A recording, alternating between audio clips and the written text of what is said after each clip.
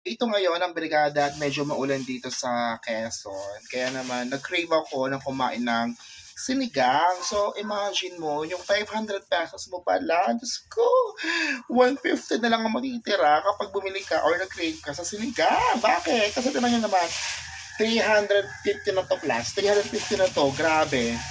So imagine nyo, ito, sinigang, tapos ito, for only ₱35. Tapos ito mga gulay-gulay na alay na ito, meron 21 yung patatas, tapos ay 975 yung labanos. And then yung karne is ito 240. Ulam namin to. Ito na yung binili ko kasi ayoko nang pumili sa Save Mart ang haba ng pila. So imagine mo, nagbayad ako ng ₱500. Umabot siya ng ₱341 lahat ng pinakita ko. So ganun nakabilis ang pera ngayon. Ay, nako, ang hirap mag-create ng sinigang. Bye!